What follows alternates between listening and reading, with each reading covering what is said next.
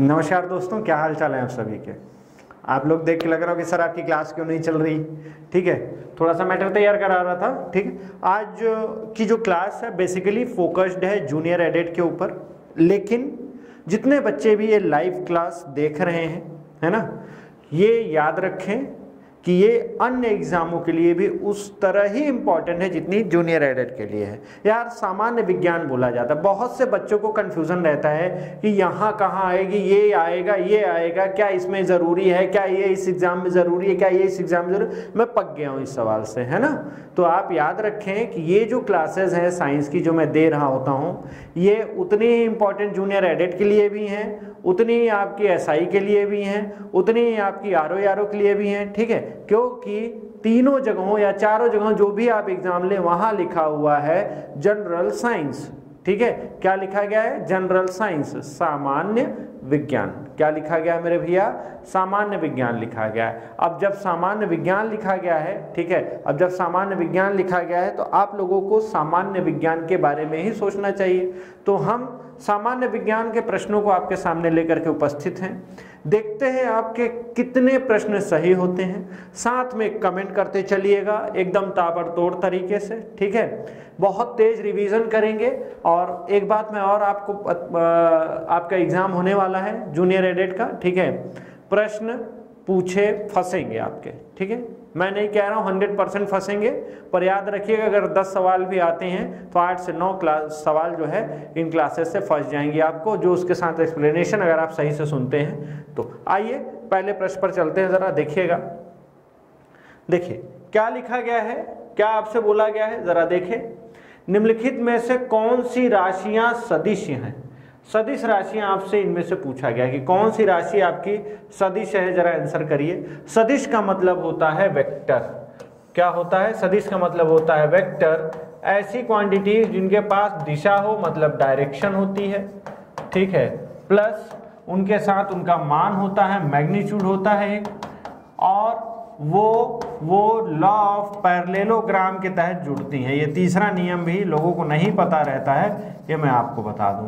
Law of parallelogram के तहत जुड़ती हैं, मतलब समानांतर चतुर्भुज के नियम का पालन करते हुए जुड़ती हैं। तो आपसे वेक्टर क्वांटिटी बोला गया है, मतलब सदिश राशियां बोला गया है। तो सदिश राशियां कौन कौन सी हैं? सदिश राशियां कौन कौन सी हैं? क्या ये सदिश है विस्थापन? जी हाँ, यह सदिश है। ठीक है, यह सदिश है। वेग क्या सदिश है या अदिश? जी ये भी आपकी सदिश राशि है। क्या है? सदिश। गति मतलब स्पीड क्या है आपकी? अदिश राशि है। स्पीड आपकी क्या है? अदिश राशि है। दाब, प्रेशर, इसको लोग बहुत से लोग सदिश समझते हैं, लेकिन ये सदिश नहीं है, ये क्या है आपकी? अदिश राशि है। क्या है ये आपकी? अदिश राशि है। धारा क्या है आपकी? धारा क्या है आपकी? यह भी अदिश राशि है। क्या है? अदिश राशि है। विभव क्या है आपकी? यह भी अदिश राशि है। क्या है? अदिश राशि है। आपको ऐसा लग रहा होगा कि सर धारा की तो दिशा भी होती है, उसका मान भी होता है, तो ये कैसे अदिश राशि हुई? इसीलिए मैंने यहाँ ये तीसरा नियम लिखा हुआ है, लॉ ऑफ पैरेललोग्राम, इसीलिए तीसरा नियम लिखा गया है। ठीक है, कि भैया समानांतर चतुर्भुज के नियम के तहत धाराएं नहीं जुड़ती हैं, इस वजह से यह अदिश राशि है। ये दोनों तो है इसके पास, दिशा भी है और मान भी है, लेकिन यह इस नियम का पालन जुड़ने के लिए नहीं करती है, समानांतर चतुर्भुज के नियम का पालन नहीं कर रही है, इस वजह से यह अदिश राशि हो गई। और यही सेम कहानी विभव के साथ भी होता है, जिसको पोटेंशियल कहते हैं। क्षेत्रफल एरिया, ये भी क्या है? अदिश राशि है। क्या है? अदिश राशि है। और बल क्या है आपकी? सदिश राशि है। तो ये एग्जाम में आपके पूछे जा सकते हैं कि कौन सदिश है कौन अदिश है। तो आपने देख लिया, विस्थापन सदिश, वेग सदिश, गति अदिश, दाब अदिश, धारा अदिश, विभव अदिश, क्षेत्रफल अदिश, और बल फोर्स जो है आपका वो सदिश राशि है। क्या बात समझ में आई? तो एक प्रश्न से आपके कितने प्रश्न तैयार हो गए आप ये देख सकते हैं। चलिए ठीक है, पौधे की आयु, पौधे की जो एज है वो आप क्या गिन करके बता सकते हैं? आप क्या गिन करके बता सकते हैं? जरा जल्दी आंसर करेंगे आप क्या गिन करके पौधे की आयु बता सकते हैं? मुझे जरा आंसर करिए आप, क्या गिन करके, तो याद रखिएगा वार्षिक वलयों को गिन करके। आप में से बहुत से अच्छे लोग आंसर कर रहे होंगे, क्या हो जाएगा आंसर इसका, वार्षिक वलयों को गिन करके आप एनुलर रिंग्स को गिन करके आप इसकी एज आप बता सकते हैं। ठीक है, क्या गिन करके, एनुलर रिंग्स को गिन करके आप पौधे की आप क्या बता सकते हैं, एज बता सकते हैं। क्लियर है। ये पूरी पीडीएफ मेरे ग्रुप डिस्कस विद श्री में आपको मिल जाएगी। डिस्कस विद श्री में आपको इसकी पूरी की पूरी पीडीएफ अवेलेबल हो जाएगी। ठीक है। प्रकाश संश्लेषण प्रक्रिया पौधे के किस अंग में होती है? ठीक है, प्रकाश संश्लेषण का मतलब होता है फोटोसिंथेसिस। ठीक है, फोटोसिंथेसिस जो है ये पौधे के किस भाग में होता है? तो आपको पता है ये लीव्स में होता है। किस में होता है? पत्तियों में होता है। किस में होता है? पत्तियों में होता है। और याद रखिएगा किसकी मौजूदगी में होता है?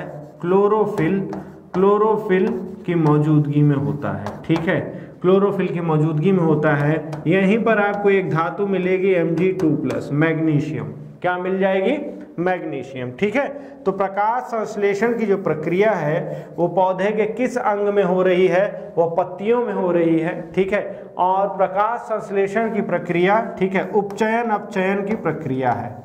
उपचयन अपचयन की प्रक्रिया होती है।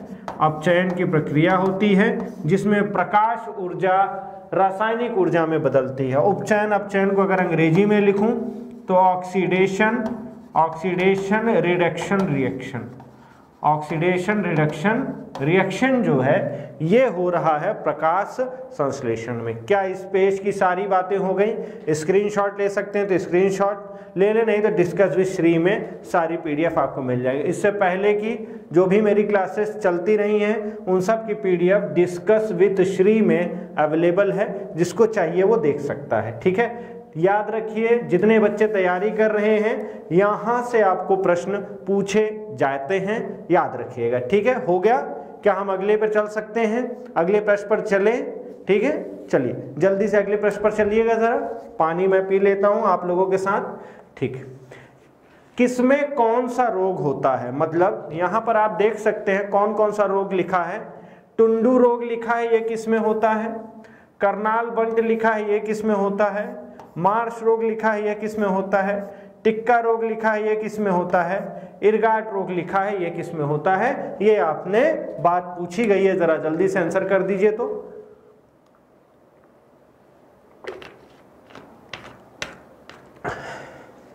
जरा जल्दी आंसर करिए। ठीक है, तो याद रखिए टुंडू रोग किससे संबंधित है मेरे भैया? गेहूं में होने वाला रोग है। किस में हो रहा है? गेहूं में होने वाला रोग टुंडू है। करनाल बंट भी किससे संबंधित है? ये भी गेहूं में होने वाला रोग है, गेहूं से संबंधित रोग है। मार्श रोग किस कहां पर हो रहा है? मार्श रोग मटर से संबंधित है। किससे संबंधित है? मटर संबंधी रोग है आपका। क्या मेरे भैया? मार्श रोग मटर में होता है। टिक्का मूंगफली से संबंधित है। टिक्का मूंगफली से संबंधित है। और इरगाट रोग बाजरे से संबंधित है। बाजरे से संबंधित है। ठीक है, एक रोग और आता है जिसको लिटिल लीफ रोग कहते हैं। ये किससे संबंधित है? जरा जल्दी आंसर करिए। कभी कभी एक रोग कई और चीजों से भी संबंधित रहता है। येलो वेन मोजाइक रोग किससे संबंधित है? येलो वेन मोजाइक रोग किससे संबंधित है? मोजाइक रोग किससे संबंधित है? येलो वेन मोजाइक रोग किससे संबंधित है? जरा जल्दी आंसर करिए। ठीक है, इसके बाद अगर मैं आपसे कहूं ब्लैक रस्ट रोग किससे संबंधित है? ब्लैक रस्ट रोग किससे संबंधित है? जरा इसके बारे में भी आप बताएं आप। ठीक है, जरा जल्दी से आंसर करें। ठीक है, तो ये याद रखिए लिटिल लीफ का आप सभी लोगों ने सही से आंसर किया। क्या हो जाएगा लिटिल लीफ का? लिटिल लीफ किससे संबंधित है? तो लिटिल लीफ आपका क्या है? नींबू में भी होता है। नींबू इवन दो आम में भी ये देखा जाता है, आम की पत्तियों में देखा जाता है। ठीक है, येलो वेन मोजाइक रोग भिंडी से संबंधित है। ठीक है, ब्लैक रस्ट रोग, आपका ब्लैक रस्ट रोग किससे संबंधित है? ये आपका, ये भी गेहूं से संबंधित और ये कुछ अन्य फसलों में भी देखा जाता है। ठीक है, तो इनको आपने याद रखना है, ये पूछे जाते हैं, ये एग्जाम में पूछे जाते हैं, तो एकदम अच्छे से याद रखना है। ठीक है, तो आप यहाँ पे कितने प्रश्नों को देख रहे हैं? 1 2 3 4 5 6 7 8, एक स्लाइड पर 8 प्रश्न हैं आपके लिए। ठीक है, एक स्लाइड पर आपके 8 प्रश्न हैं और इनमें से प्रश्न बनते हैं मेरे भैया। ठीक है, प्रश्न यहाँ से बनते हैं। अभी आने वाले दिनों में भी आपको कल परसों नरसों इस तरह से 3-4 दिन लगातार साइंस की क्लासेस मिलेंगी। ठीक है, चलिए अगले प्रश्न पर आइए। मानव मस्तिष्क का कितना वजन होता है? मानव हृदय का भार कितना है? यकृत का भार कितना है? एवं मानव शरीर में रक्त लीटर में कितना होता है? लीटर्स में अगर बात करूं तो कितने लीटर आपको ब्लड रहता है, ये आपने जरा बात बतानी है मुझे। ठीक है, जरा जल्दी से आंसर करिए।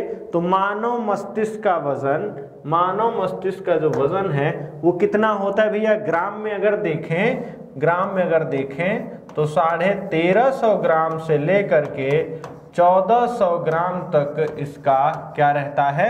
वजन रहता है। ठीक है, याद रखिएगा। मानव मस्तिष्क 3 हिस्सों में बटा होता है। मानव मस्तिष्क 3 हिस्सों में बटा होता है। सबसे पहले को कहते हैं अग्र मस्तिष्क, अग्र मस्तिष्क। दूसरे वाले को कहा जाता है मध्य मस्तिष्क, मध्य मस्तिष्क। ठीक है, मध्य मस्तिष्क।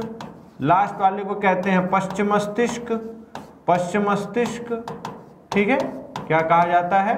पश्चिम मस्तिष्क कहा जाता है। अग्र मस्तिष्क में एक नाम, एक और भाग है जिसको सेरेब्रम कहते हैं। सेरेब्रम मानव मस्तिष्क का सबसे बड़ा भाग होता है। ठीक है, याद रखिएगा इस बात को। मानव हृदय का भार कितना होता है? तो आपको पता होना चाहिए, लगभग यह 300 ग्राम के पास मानव हृदय का भार होता है।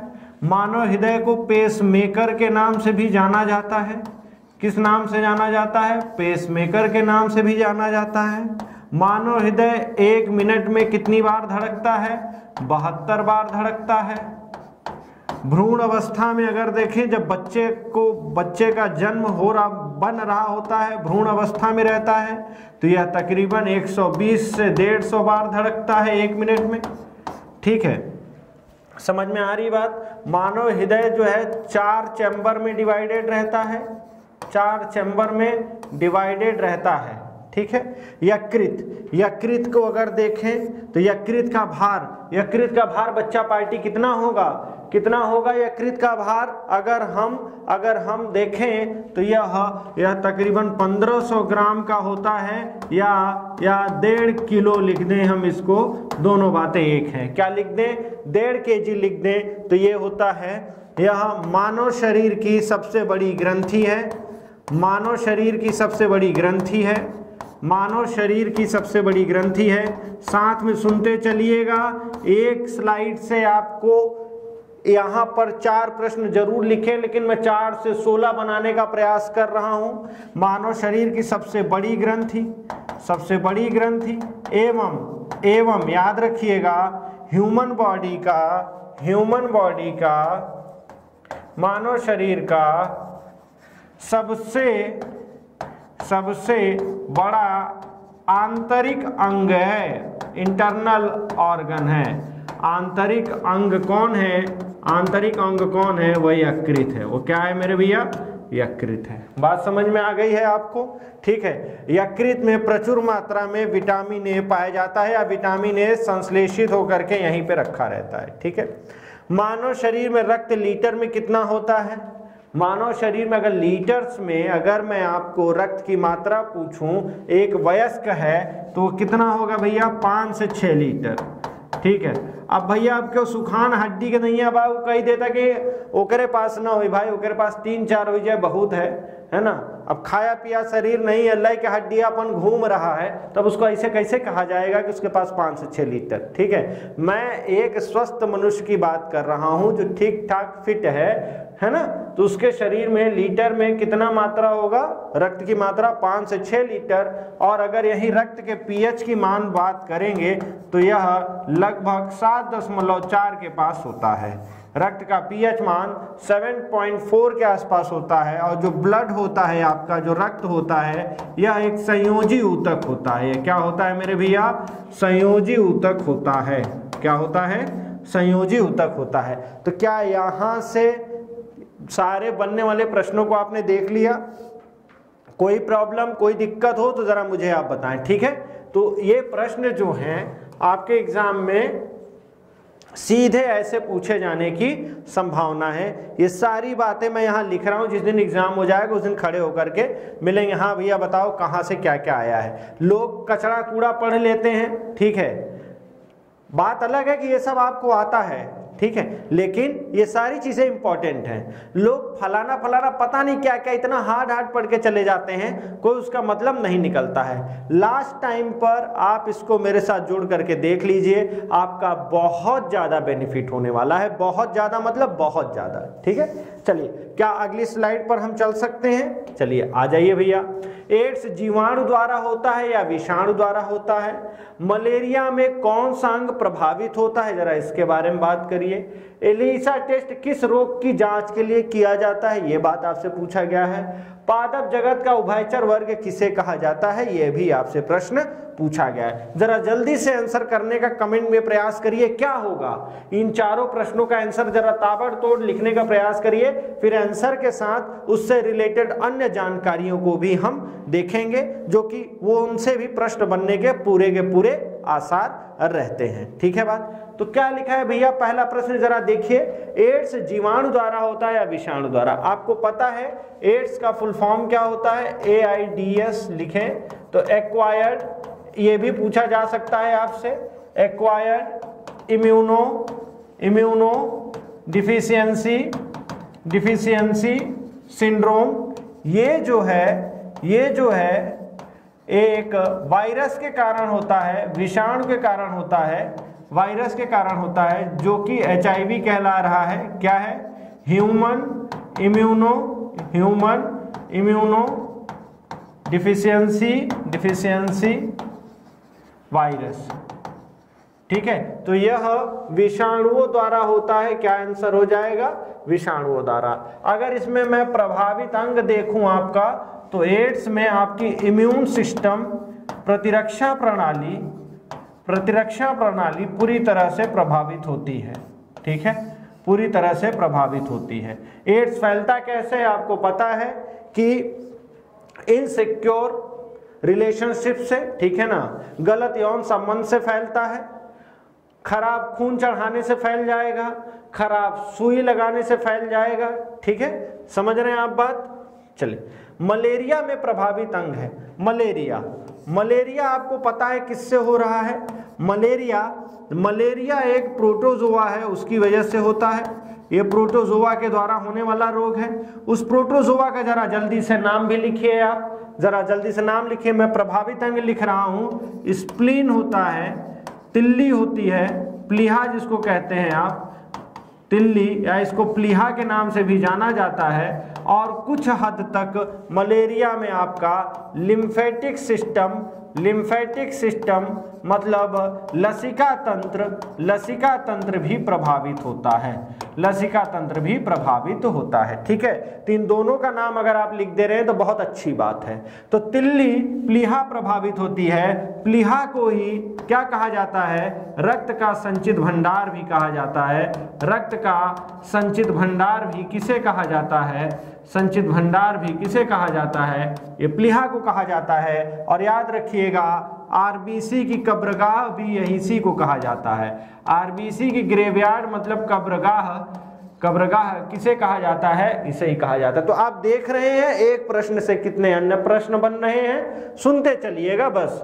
तो आपने नाम लिख दिया, सबने सही नाम लिख दिया होगा। क्या होगा भैया? प्लाज्मोडियम, क्या नाम है उसका? प्लाज्मोडियम परजीवी जो होता है, ठीक है, जिसकी वाहक कौन है? जिसकी वाहक मादा एनोफिलीज मच्छर है, मादा एनोफिलीज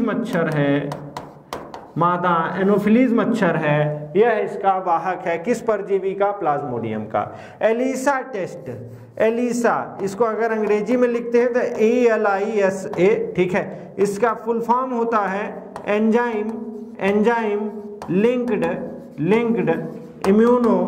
इम्यूनो सॉर्बेंट एसे, ठीक है। और ये याद रखिएगा एड्स की जांच के लिए किया जाता है। क्या किया जाता है? एड्स की जांच के लिए कौन सा टेस्ट किया जा रहा है? यह एलिसा टेस्ट किया जा रहा है। यह क्या किया जा रहा है? ELISA test. भैया जिसको जल्दी हो उससे मैं हमेशा अपनी लाइव क्लास में भी बोल देता हूं, ठीक है, वो जा सकता है। मैं इतनी अच्छी जानकारी दे रहा हूं, अगर आपको नहीं लेने का मन है बिल्कुल आप यहां से प्रस्थान कर सकते हैं। खैर, पादप जगत का उभयचर वर्ग मतलब एम्फीबियन, क्या बोला जा रहा है? एम्फीबियन, ठीक है। एक टीचर जब अपना पूरा 100% दे रहा है यहाँ पर, तो उसकी बात को आपको सुनना चाहिए। उसका ये हक भी है, अधिकार है, सब है। तो उभयचर वर्ग किसे कहा जाता है आपको ये बताना पड़ेगा, ठीक है। तो याद रखिएगा ब्रायोफाइटा को पादप जगत का उभयचर वर्ग कहा जाता है, ठीक है। पादप जगत को दो वर्गों में डिवाइड किया गया, क्रिप्टोगैमस और फेनेरोगैमस, ठीक है। क्रिप्टोगैमस में 3 वर्ग बटे, कौन कौन से? Thallophyta, bryophyta, pteridophyta. तो इसमें से जो ब्रायोफाइटा है उसको क्या कहा जाता है? उसको पादप जगत का एम्फीबियन कहा जाता है, उभयचर कहा जाता है, ठीक है। बात क्या यहाँ तक सारी बातें समझ में आई? तो आप देखिए यहाँ पर भले ही 4 प्रश्न लिखे हैं, लेकिन 4 प्रश्न से 16 प्रश्न बने कि नहीं बन पा रहे हैं, आप देखिए ना, ठीक है। तो एक क्लास से अगर मैं 40 क्वेश्चन भी ले रहा हूं तो आप उसका 4 गुना कर दीजिए, तकरीबन आप 160 प्रश्न और कर पा रहे हैं साथ में। क्लियर है? चले क्या आगे चला जाए? इसकी पीडीएफ मेरे ग्रुप डिस्कस विद श्री में आपको मिल जाएगी, ठीक है। डिस्कस विद श्री में मिल जाएगी। जितने लोग भी देख रहे हैं बस ध्यान से आखिरी तक आप साथ में आंसर करते चले। चलिए आगे चलते हैं, नेक्स्ट पेज पर आएंगे भैया। जरा पृथ्वी की सतह से ऊपर जाने पर दाब पर, प्रेशर पर क्या प्रभाव पड़ता है? पृथ्वी पर गुरुत्वीय त्वरण का मान कितना है? ग्रेविटेशनल एक्सीलरेशन या एक्सीलरेशन ड्यू टू ग्रेविटी की वैल्यू क्या है? एम्पियर किसका मात्रक है और बार किसकी इकाई है? यह आपसे प्रश्न पूछा गया है। बहुत से बच्चों को प्रश्न मैं ऑलरेडी क्लास में करवाया हुआ हूं, उनको इजी लगेंगे, लेकिन यार आप सब लोग मेरी बात एक बात सुनो, ये इंपॉर्टेंट प्रश्न है एग्जामिनर के लिए। तो ये प्रश्न नए रहेंगे ना, आप कर रहे हो, आपकी प्रैक्टिस अच्छी हो गई तो बहुत अच्छी बात है कि आपको ये क्या लग रहा है, आपको रिपीटेड लग रहे हैं, ठीक है, आपको रिपीटेड लग रहे हैं, बहुत अच्छी बात है। लेकिन ये प्रश्न इंपॉर्टेंट है, ठीक है। तो याद रखिएगा पृथ्वी की सतह से जैसे जैसे आप ऊपर चलते चले जाएंगे, जो एयर है, जो वायु है, उसका जो घनत्व है, डेंसिटी जो है, वो क्या होती चली जाएगी? कम होती जाएगी। और डेंसिटी कम होने के साथ, ठीक है, क्या होता चला जाएगा? जो दाब है आपका, प्रेशर जो है आपका दाब, वो क्या होता चला जाएगा? ये बढ़ता चला जाएगा, घटता चला जाएगा, ठीक है। क्या हो जाएगा? घटेगा। जैसे जैसे आप जमीनी सतह से ऊपर चलते चले जाएंगे, दाब क्या होगा? घटता चला जाएगा, ठीक है। अब अगर दाब की बात कर रहे हैं तो सबसे लास्ट प्रश्न जो है, बार किसकी इकाई है? ये दाब की इकाई है। किसकी इकाई है? दाब की। दाब की अन्य इकाइयों को जरा देख लीजिए आप, pascal, millimetre of Hg, ATM, ठीक है। इसके बाद न्यूटन प्रति मीटर स्क्वायर, केजी पर सेंटीमीटर स्क्वायर या डाइन पर सेंटीमीटर स्क्वायर, ये सब भी इसकी यूनिट्स हैं। और एक यूनिट देख लीजिएगा टॉर, ये सब क्या हैं? ये सब दाब की इकाइयाँ हैं। तो pascal, millimetre of Hg, ATM, newton metre square, kg पर सेंटीमीटर स्क्वायर, 9 पर सेंटीमीटर स्क्वायर, ये सब किसकी यूनिट्स है? दाब की। और टॉर भी, और उसी के साथ बार भी किसकी यूनिट है? दाब की यूनिट है। चलिए, पृथ्वी पर गुरुत्वीय त्वरण का मान कितना होता है? गुरुत्वीय त्वरण को स्मॉल g से लिखा जाता है, और इसके लिए जो पृथ्वी पर मान है 9.8 मीटर प्रति सेकेंड स्क्वायर, ये इसका पृथ्वी पर मान है। अगर यही आप चांद पर चले जाते हैं, मून पर चले जाते हैं, तो मून पर जो गुरुत्वीय त्वरण का मान है वो हमारे यहाँ का मतलब जी अर्थ का कितना होता है? 1/6 होता है। ठीक है, तो इन चीज़ों को भी आपने साथ में याद रखना है। ठीक है, याद रखना है। तो पहला प्रश्न था, पृथ्वी की सतह से ऊपर जाने पर दाब पर क्या प्रभाव पड़ रहा है? तो दाब घटता है। ठीक है, दूसरा लिखा है पृथ्वी पर गुरुत्वीय त्वरण का मान कितना है? तो g बराबर 9.8 मीटर प्रति सेकेंड स्क्वायर। अच्छा, एक बात यहाँ पर ऐसे नोट करके लिख लीजिएगा, अगर न्यूमेरिकल आता है, ठीक है, अगर न्यूमेरिकल आता है तो आप g का मान 10 लेकर के निकाला करो, इससे जल्दी से हल हो जाता है, वरना दशमलव में फंसे रहो कि आंसर एग्जैक्ट मैच हो जाता है, कोई दिक्कत नहीं है, एकदम मैच कर जाता है। अगला प्रश्न था, एम्पियर किसका मात्रक है? तो एम्पियर आपको पता है किसका मात्रक है? धारा का मात्रक है। एम्पियर किसका मात्रक है? धारा का मात्रक होता है। एम्पियर विद्युत धारा का मात्रक होता है। इसका एक मात्रक और होता है, आपको एक फार्मूला याद होगा, Q बराबर IT लिखा जाता है। ठीक है, तो यहाँ से अगर I बराबर देखेंगे तो Q/T मतलब कूलम्ब प्रति सेकेंड भी किसका मात्रक है? धारा का मात्रक है। ये भी आपसे किसी भी एग्जाम में किसी भी वक्त पूछा जा सकता है। ठीक है बात? क्या यहाँ तक ये चारों प्रश्न आपके क्लियर हैं? कोई प्रॉब्लम, कोई दिक्कत, कोई परेशानी मुझे नहीं लग रहा है कि होनी चाहिए। ठीक है, तो याद रखिएगा, ये जो 4 प्रश्न हैं ये बहुत ज़रूरी हैं आपके एग्जाम पॉइंट ऑफ व्यू से, इनको आपने याद रहना चाहिए। ठीक है, अगले प्रश्न पर आइए। अक्रिय गैसों के बाहरी कक्ष में कितने इलेक्ट्रॉन होते हैं? ये आप बताइए। लाल लिटमस पत्र को नीला कर देता है, कौन है वो? एसिड, बेस, कोई न्यूट्रल सॉल्यूशन है, नमक है, लवण है, क्या है जो कि लाल लिटमस पत्र को क्या किए दे रहा है? नीला किए दे रहा है। इसके बाद मानव मूत्र ह्यूमन यूरिन के पीएच मान का वैल्यू कितना होता है? लगभग रेंज भी लिख देंगे आप तो काम बन जाएगा। और मानव रक्त का पीएच मान कितना है, ये आपसे पूछा गया है। अभी मैंने थोड़ी देर पहले ही कुछ चीज़ों को एक्सप्लेन किया है, अगर आप लिख लेंगे यहाँ पर तो समझ में आ जाएगा। तो पहला प्रश्न है अक्रिय गैसेस। अक्रिय गैसेस का मतलब होता है, इनको नोबल गैसेस के नाम से भी जाना जाता है। नोबल गैसेस के नाम से भी जाना जाता है। ये कोई अभिक्रिया नहीं करती हैं। क्यों नहीं करती हैं? क्योंकि इनका जो ऑक्टेट होता है वो कंप्लीट होता है। ठीक है, मतलब जो बाहरी कक्षा होती है वो पूरी की पूरी कंप्लीट होती है। ठीक है, पूरी की पूरी कंप्लीट होती है। तो अगर आप देखेंगे तो बाहरी कक्षा में इनके आपको कितने इलेक्ट्रॉन मिल जाएंगे? 8 इलेक्ट्रॉन मिलेंगे। कितने इलेक्ट्रॉन मिल जाएंगे आपको? 8 इलेक्ट्रॉन। जैसे हीलियम को अगर छोड़ दूं मैं, हीलियम का ऑक्टेट कंप्लीट रहता है 2। ठीक है, हीलियम का ऑक्टेट। इसके बाद अगर आप देखेंगे नियॉन का एटॉमिक नंबर 10 होता है, तो पहले में भरा 2 और दूसरे में भरा क्या? 8। ठीक है, समझ रहे हैं आप बात? 1 2 3 1 2 3 ये 8, तो 8 कंप्लीट रहते हैं। अगर मैं हीलियम को सिर्फ छोड़ दूं तो बाकी सब में क्या रहेगा? सारा ऑक्टेट कंप्लीट है, सारा ऑक्टेट कंप्लीट है। मैं यहाँ पर एक एग्जांपल मैंने बताया हुआ है, ठीक है, कि 8 इलेक्ट्रॉन्स कंप्लीट, ऑक्टेट कंप्लीट रहता है, ये ज़्यादा ज़रूरी है यहाँ देखना। ठीक है, इनका जो ऑक्टेट रहता है वो कंप्लीट रहता है, इस वजह से कोई मुक्त इलेक्ट्रॉन नहीं रहता है जो कि जा करके रिएक्शन करे, इस वजह से इनको अक्रिय कहा जाता है। क्या कहा जाता है? अक्रिय गैसेस कहा जाता है। ठीक है बात? चलिए, इन्हीं गैसेस में अगर आप देखेंगे तो ये जो हीलियम है, हीलियम वायुयान के टायरों में भरी जाती है। जो गर्म गैस के गुब्बारे आप देखते हैं उसमें हीलियम रहती है। गर्म गैस के गुब्बारे, ठीक है, उसमें क्या रहता है? उसमें क्या रहता है? हीलियम रहती है। इसके बाद अगर आप देखेंगे तो गोताखोर जो हैं, समुद्री गोताखोर जो हैं, वो ऑक्सीजन के साथ O2 के साथ क्या लेकर के जाते हैं, हीलियम को लेकर के जाते हैं, ठीक है। तो ये इन चीजों को आपको याद रखना पड़ेगा, ठीक है। लाल लिटमस पत्र को नीला कर देता है, मतलब किसी डेंजरस चीज को, मतलब बहुत गर्म बहुत गुस्सैली चीज को शांत कर दे रहा है, तो इसके ऊपर कोई शांत चीज ही डाली गई होगी, मतलब इसके ऊपर कोई क्षार डाला गया है।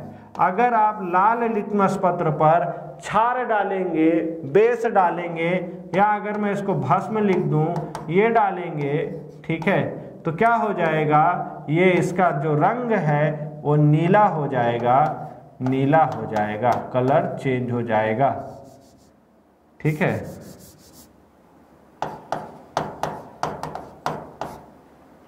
क्या बातें समझ में आ रही है आप सभी को? चलिए ठीक है। इसके बाद ह्यूमन यूरिन, ह्यूमन यूरिन का आपसे क्या मान पूछा है? पीएच मान पूछा है। क्या पूछा है? पीएच मान पूछा है। तो याद रखिएगा 6.3 से लेकर के 6.7 तक ये एक वेरिएशन है। इसके बीच में से आप में से जितने लोगों ने भी आंकड़ा लिखा होगा वो सही लिखा है, ठीक है। याद रखिए कि जो ह्यूमन यूरिन है, ठीक है, ह्यूमन यूरिन में जो पीलापन हल्का आपको दिखता है वो किसकी वजह से दिखता है? वो यूरोक्रोम की वजह से दिखता है। किसकी वजह से दिखता है? यूरोक्रोम की वजह से वो हल्का पीलापन आता है, ठीक है। अब यहीं पर नीचे जो क्वेश्चन है, मानव रक्त का पीएच मान कितना है, उसकी वैल्यू मैंने आपको बताई है, वो तकरीबन कितना है? 7.4। अगर मैं यहीं पर लार लिख दूं, लार का पीएच मान कितना होता है? तो याद रखिएगा सलाइवा का भी पीएच मान तकरीबन 6.4 के आसपास होता है, ठीक है। याद रखिएगा सलाइवा का भी जो पीएच मान है तकरीबन 6.4 के आसपास रहता है, ठीक है। चलें आगे चलें, और प्रश्नों को देखना है, क्योंकि क्या यहाँ तक सारी बातें हो गई? क्या यहाँ तक सारी बातें सब कुछ समझ में आ गया? देखो भैया, अभी भी बहुत से लोग ये प्रश्न पूछ रहे होंगे सर ये कौन एग्जाम के लिए है? अरे जब तुमको यही नहीं पता लग पा रहा है कि कौन एग्जाम के लिए, दिया का करबा रही कर खुदा ही बतावत जा। जब तो लोग के यही नहीं पता भाई कहाँ आए, तब का कह सकी थे भैया अम्मा? कहा है सामान्य विज्ञान लिखा बा सिलेबस में। अब सामान्य विज्ञान लिखा बा तो कोनो पीएचडी का तो उतर ही ना आए ना, समझ रहे हैं आप लोग ना, ठीक है। तो याद रखें कि जो मैं आपको यहाँ बता रहा हूँ ये आपके कई और अन्य एग्जामों में भी आपको उतनी ही सहायता करेगा जो कि इस एग्जाम में किया है। और जो जूनियर एडेड वाले लोग देख रहे हैं वो आप मेरी पिछली और क्लासेस को भी देख सकते हैं अगर आपके पास समय है तो। अगर नहीं है तो कोई बात नहीं है, मैं इन प्रश्नों को इसलिए इस तरह से करा रहा हूँ ताकि आपको 4 प्रश्नों से कम आप और ज़्यादा प्रश्न बना लें और जल्दी से हम एक क्लास में ज़्यादा से ज़्यादा प्रश्नों को कवर कर पाएं। क्या बात यहाँ पर आपको सब समझ में आ रही है? खैर चलिए आगे चलते हैं जरा। ऑस्टियोलॉजी किससे संबंधित है? फाइकोलॉजी किससे संबंधित है? ओंकोलॉजी किससे संबंधित है? और एनाटॉमी किससे संबंधित है? जरा जल्दी से आंसर कर दीजिए आप सभी लोग, जरा ताबड़तोड़ तरीके से आंसर करिएगा, ठीक है। जरा आंसर कर दीजिए भैया, क्या हो जाएगा? पहला है ऑस्टियोलॉजी, पहला है ऑस्टियोलॉजी किससे संबंधित है? ऑस्टियोलॉजी किससे संबंधित है ये आंसर करिए। फिर इसके बाद है फाइकोलॉजी, बहुत बार बता चुका हूँ आप सभी को, बहुत बार बता चुका हूँ आप सभी को, ठीक है, बहुत बार समझा चुका हूँ कहाँ पर क्या है, ठीक है। जल्दी आंसर कर दीजिए, जल्दी जल्दी जल्दी जल्दी आंसर करिए।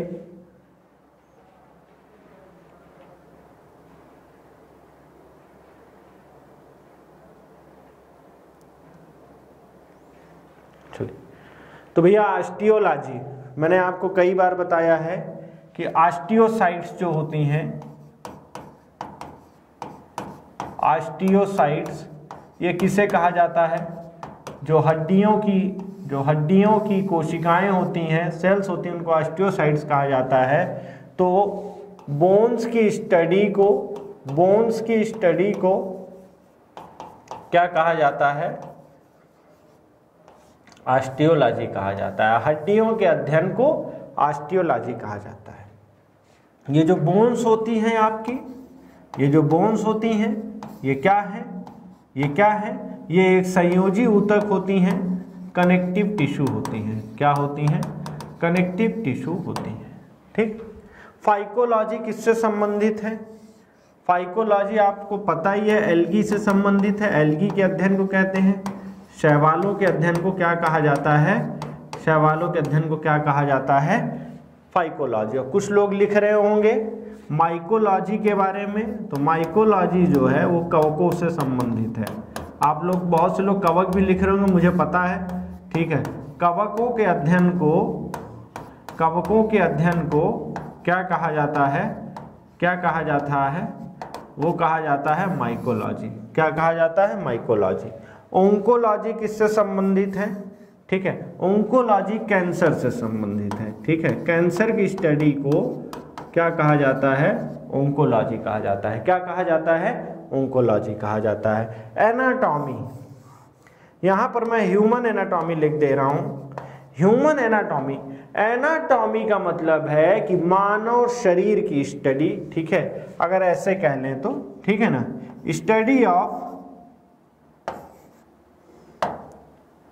Study of human body. मानव शरीर के अध्ययन को क्या कहेंगे आप? ह्यूमन एनाटॉमी की संज्ञा देंगे। ठीक है, क्या कहेंगे आप मेरे भैया? ह्यूमन एनाटॉमी की संज्ञा देंगे। क्या यहाँ तक आपको ये सारी चीजें समझ में आई हैं? कोई दिक्कत, कोई परेशानी मुझे नहीं लग रहा है कि होनी चाहिए। नेक्स्ट प्रश्न आपके सामने, वोल्ट किसका मात्रक है? 1 हार्स पावर में कितने वाट होंगे? सरौता किस श्रेणी का उत्तोलक है? और क्रिया प्रतिक्रिया न्यूटन का कौन सा नियम है? ये आपसे बात पूछी गई है। प्रश्नों का लेवल बहुत आसान है, कोई बहुत टफ नहीं है। बस आपके दिमाग में कंफ्यूजन है या नहीं है, इसको चेक करने के लिए प्रश्न यहाँ पर है। ठीक है, तो आपको मालूम है वोल्ट, या वोल्ट यहाँ लिखा है वैसे वोल्ट है। ठीक है, ये किसका मात्रक है? विद्युत विभवांतर का मात्रक है, या विद्युत विभव या विभवांतर का मात्रक होता है वोल्ट। ठीक है, विद्युत विभव या विभवांतर का मात्रक होता है। 1 हार्स पावर में कितने वाट होते हैं भैया? ठीक है, 1 HP में कितने वाट होते हैं? याद रखिएगा 746 वाट होते हैं। अब अगर मैं हार्स पावर की बात करूं और वाट की बात करूं, ये दोनों यूनिट किसकी हैं? तो याद रखिएगा ये दोनों विद्युत शक्ति की यूनिट होती हैं। क्या होती हैं? विद्युत शक्ति की इकाई होती हैं। याद रखिएगा, ठीक है ना। Unit of electrical power, unit of electrical power, समझ में आ गई बात? ठीक है, यूनिट ऑफ इलेक्ट्रिकल पावर क्या है? इन्हें ये हॉर्स पावर और वाट जो है यह विद्युत शक्ति की इकाइयां होती हैं। इसके बाद सरौता मैंने आपको बताया है कि उत्तोलक जो है वो कितने प्रकार के होते हैं? 3 प्रकार के होते हैं, प्रथम श्रेणी, द्वितीय श्रेणी और तृतीय श्रेणी। ठीक है, प्रथम श्रेणी के उत्तोलक में मैं यहाँ आपको हल्का सा हिंट कर दे रहा हूँ। एक तरफ आयास होता है, मतलब जिस तरफ से आप प्रयास करते हैं, बल लगाते हैं, और दूसरी तरफ भार रखा रहता है, और बीच में क्या रहता है? आलंब रहता है, फलक्रम रहता है। ठीक है, फलक्रम रहता है ये बीच में, ये प्रथम श्रेणी का है। जैसे ही आप इसको किनारे कर देते हैं और भार को बीच में कर देते हैं, भार को जैसे ही आप बीच में कर देते हैं और ये फलक्रम को साइड में कर देते हैं, बहुत ध्यान से समझिएगा, ये चीज़ लोगों के समझ नहीं आती है। भार अगर आप यहाँ बीच में कर देते हैं और प्रयास आप या आयास जो है आपका वो इधर से करते हैं, तो ये द्वितीय श्रेणी का उत्तोलक बन जाता है। जैसे आप इसको उठा करके कहाँ शिफ्ट कर दे रहे हैं? यहाँ पर शिफ्ट कर देते हैं। ठीक है, तो सरौता अगर मैं यहाँ बनाऊं आपको एक सरौता,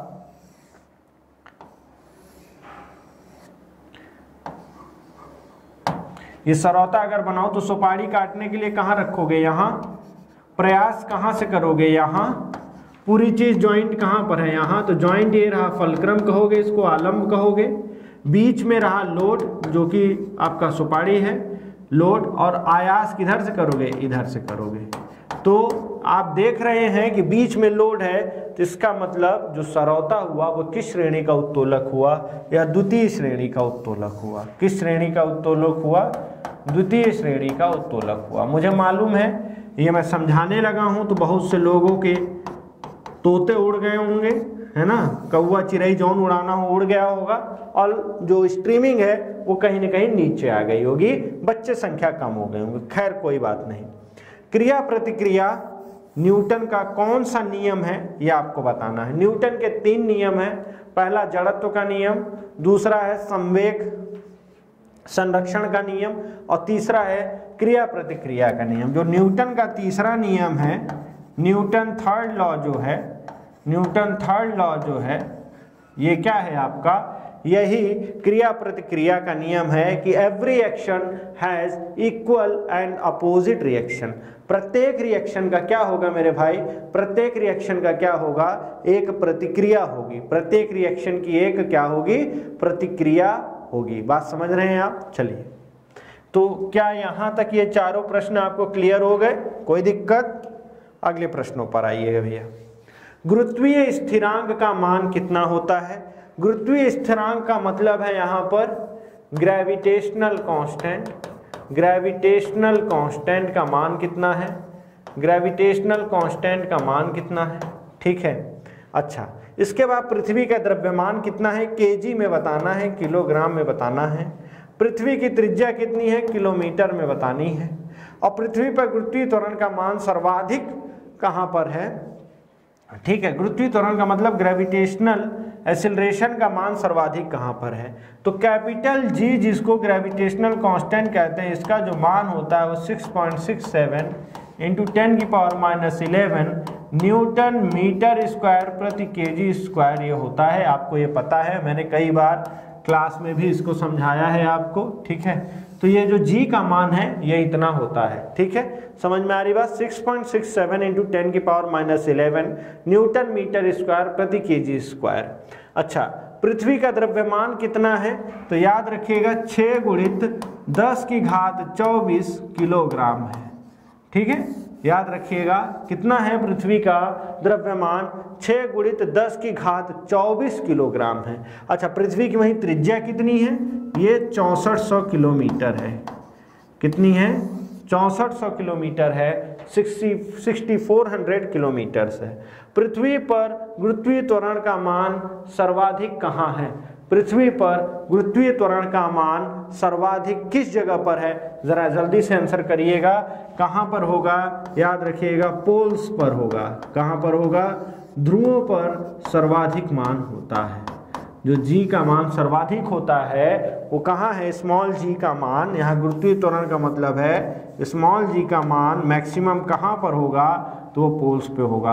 और अगर मिनिमम की बात करेंगे तो सबसे मिनिमम ये 0 होता है अर्थ की सेंटर पर, अर्थ सेंटर पर, पृथ्वी के केंद्र पर। और अगर इसके बाद देखेंगे जो सबसे कम आपको मिलेगा वो इक्वेटर पर मिलेगा, ठीक है, इक्वेटर पर मिलेगा। अगर एक सीरियल बनाने की कोशिश करें तो सबसे ज़्यादा पोल्स पर, उसके बाद इक्वेटर भूमध्य रेखा पर, और सबसे कम आपका पृथ्वी के केंद्र पर जो कि 0 होता है, ठीक है। बात समझ में आ गई बात? तो इन चारों प्रश्नों को आपने याद रखना है, ये किसी भी वक्त कुछ भी आपके प्रश्न एग्जाम में बन सकते हैं। क्या ये बात समझ में आ गई है आप सभी को?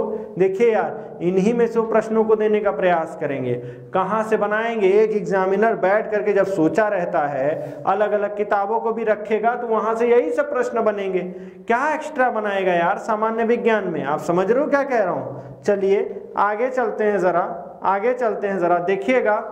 ताप घटाने पर जल के घनत्व पर क्या प्रभाव पड़ता है? ताप, टेम्परेचर को कम करने पर जल के घनत्व पर मतलब डेंसिटी पर क्या प्रभाव पड़ता है? दाब बढ़ाने पर क्वथनांक मतलब बॉइलिंग पॉइंट पर क्या प्रभाव पड़ता है? बॉइलिंग पॉइंट पर क्या प्रभाव पड़ता है? जितने बच्चे मेरी पहली क्लासेस देखे हुए हैं उनसे तो तुरंत ये आंसर हो जाना चाहिए, ठीक है। इनमें से कौन अदिश राशि है? ताप, समय, बल, चुंबकीय क्षेत्र, विद्युत क्षेत्र, त्वरण, कौन कौन जो है इसमें से अदिश राशि है। और ताप बढ़ाने पर पृष्ठ तनाव का मतलब होता है सरफेस टेंशन, सरफेस टेंशन, इसके ऊपर क्या प्रभाव पड़ता है, यह आपसे प्रश्न पूछा गया है, यह आपसे प्रश्न पूछा गया है। तो क्या हो जाएगा भैया, सबसे पहले हम इस तीसरे वाले प्रश्न से शुरू करते हैं कि भैया कौन अदिश राशि है। अदिश राशि का मतलब है स्केलर क्वांटिटी है, मतलब कि मान तो है, मतलब मैग्नीट्यूड तो है, ठीक है, मैग्नीट्यूड तो है, दिशा निर्धारित हो भी सकती है और नहीं भी हो सकती है। अगर हो गई तब आप कहोगे कि सर अगर दिशा भी हो गई और अगर इसका मान भी हो गया तब तो स्केलर, ये तो वेक्टर हो गया ना। नहीं, ऐसा नहीं है। एक तीसरी चीज आती है, जो ये जुड़ता है वो अलजेब्रिक सम की तरह जुड़ता है, मतलब बीज गणितीय योग द्वारा जुड़ता है। बीज गणितीय योग का मतलब 2 और 2 4, 6 और 6 12, ऐसे, ठीक है। तो अदिश राशि कौन कौन सी है। ताप क्या अदिश राशि है, जी हाँ बिल्कुल अदिश है, ठीक है, ये अदिश राशि है। समय, टाइम, क्या ये अदिश राशि है, जी हाँ ये भी अदिश राशि है। मैंने इस वजह से इतनी लिख दी है क्योंकि ताकि आपको इनमें से कुछ भी कैसे भी प्रश्न पूछा जा सकता है। बोल देगा भैया फलाने में से कौन अदिश है या कौन सदिश है, तो आप देखना पड़ेगा ना। बल के बारे में आप देख चुके हैं, सदिश राशि है। बल के बारे में आप देख चुके हैं, ये सदिश राशि है, ठीक है। जल्दी जल्दी अपने आंसर डालते रहिए कमेंट में, ठीक है। चुंबकीय क्षेत्र अगर आप देखेंगे, चुंबकीय क्षेत्र अगर आप देखेंगे तो ये जो है ये भी क्या है आपका, ये आपकी सदिश राशि है। चुंबकीय क्षेत्र अगर आप देखेंगे तो ये भी क्या है आपकी सदिश राशि होती है, ठीक है। और विद्युत क्षेत्र को भी देखेंगे तो ये भी सदिश राशि होती है। और त्वरण भी क्या है आपकी सदिश राशि है, ठीक है। तो याद रखिएगा इनमें से अदिश राशि कौन कौन है। 3 अदिश राशियां, सॉरी बल क्या है यहाँ पर, सॉरी बल सदिश है यार, बल सदिश है, सॉरी बल जो है सदिश है। ताप अदिश राशि, समय अदिश राशि, बल सदिश राशि, चुंबकीय क्षेत्र सदिश राशि, विद्युत क्षेत्र सदिश राशि और त्वरण जो है ये सदिश राशि। क्या यहाँ तक समझ में आई बात, ठीक। इसके बाद जो उसके नीचे प्रश्न है कि टेम्परेचर बढ़ाने पर सरफेस टेंशन के ऊपर क्या प्रभाव पड़ रहा है। टेम्परेचर बढ़ाने पर सरफेस टेंशन के ऊपर क्या प्रभाव पड़ेगा, ये आपने आंसर करना है। तो पृष्ठ तनाव क्या होता है, घटता है। इसीलिए आपने देखा होगा महिलाएं ड्रायर वगैरह से बाल सुखाती हैं, क्यों, बाल जो चिपक जाते हैं आपस में, क्यों चिपक जा रहे हैं, पृष्ठ तनाव के कारण चिपक जा रहे हैं। पृष्ठ तनाव है क्या, पृष्ठ तनाव एक लिक्विड का यह गुण है कि वह अपना पृष्ठीय क्षेत्रफल कम से कम रखने का प्रयास करता है। तो तापमान बढ़ाने पर पृष्ठ तनाव घटता है, ठीक है। समझ में आ रही बात आप सभी को, ठीक है। अच्छा, इसके बाद ऊपर सबसे पहले वाले प्रश्न पर आ जाइए जरा। ताप घटाने पर, टेम्परेचर कम करने पर जो डेंसिटी है वाटर की वो क्या होती है, तो याद रखिएगा वो भी घटती है। बर्फ जब बनने लगता है तो बर्फ का घनत्व पानी के या जल के घनत्व से कम होता है, इसीलिए वह तैर रहा होता है, इसीलिए वह तैरता है, ठीक है। तो आपको ये बात बहुत अच्छे से समझनी पड़ेगी कि जैसे जैसे आप टेम्परेचर कम करेंगे जो जल का घनत्व है वह कम होता चला जाएगा, ठीक है बात। अच्छा, इसके बाद दाब बढ़ाने पर क्वथनांक पर क्या प्रभाव पड़ता है।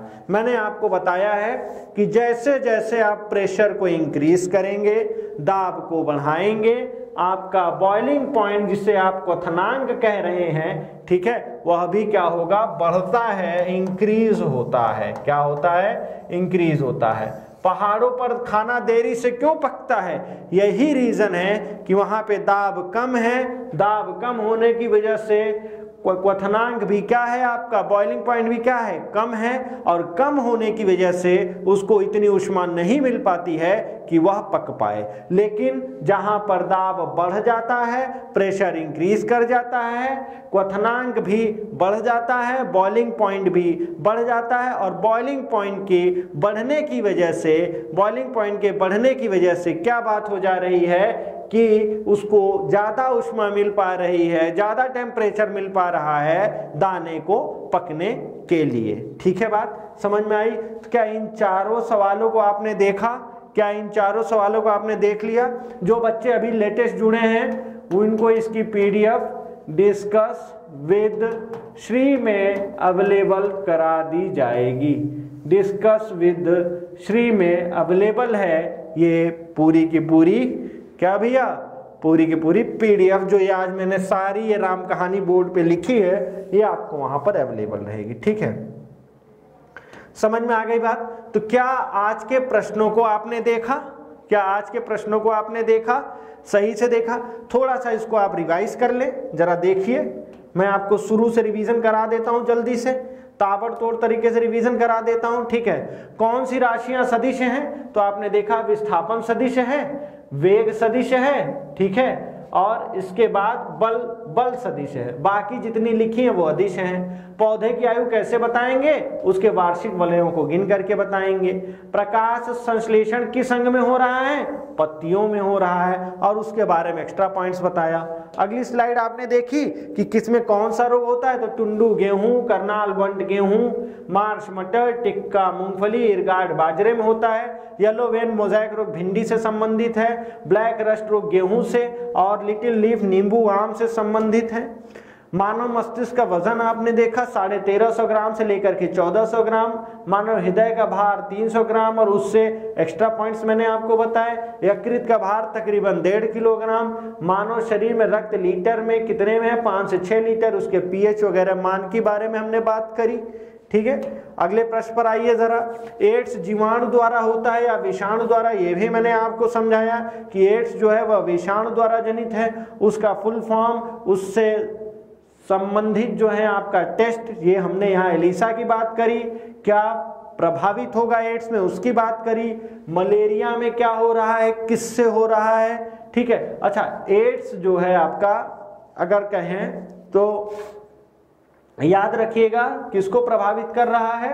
तंत्रिका तंत्र को प्रभावित कर रहा है। और पादप जगत का उभयचर वर्ग की संज्ञा किसे दी गई है? वो ब्रायोफाइटा को दिया गया है। ठीक है, चलिए अगले स्लाइड पर थे हम लोग। तो पृथ्वी की सतह से ऊपर जाने पर दाब क्या होता है? कम होता है। पृथ्वी गुरुत्वीय त्वरण का मान पृथ्वी पर कितना है मेरे भैया? वो 9.8 मीटर प्रति सेकंड स्क्वायर है। एम्पियर किसका मात्रक है? वो धारा का है। धारा के लिए फिर मैंने एक अन्य मात्रक भी बताया आपको। बार किसकी इकाई है? ये दाब की इकाई है। दाब की अन्य इकाइयों के बारे में भी मैंने क्या किया है? पूरा लिख दिया है। पास्कल, एटीएम, 9 प्रति सेंटीमीटर स्क्वायर, टॉर, ये सब क्या है? ये सब के सब दाब की यूनिट्स हैं। ठीक है, अगले प्रश्न पर आए भैया।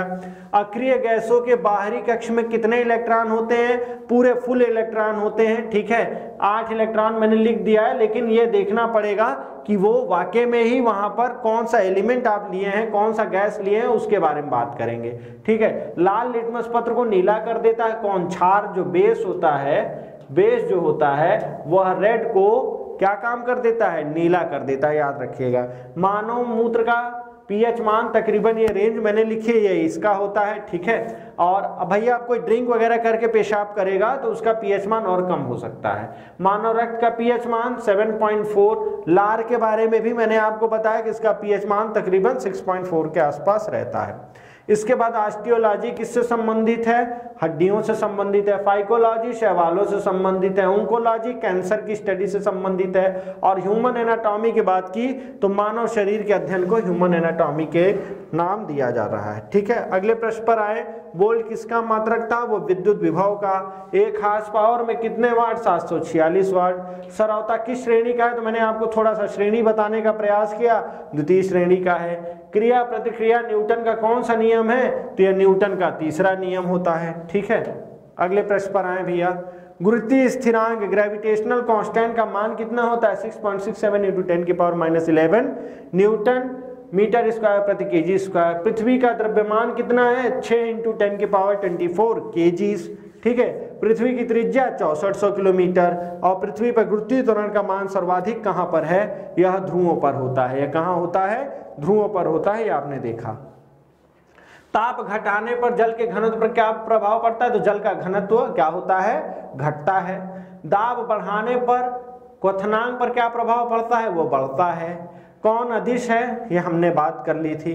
ताप बढ़ाने पर पृष्ठ तनाव पर क्या प्रभाव पड़ता है? यह भी घटता है। ठीक है बात?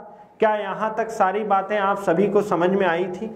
ठीक है ना?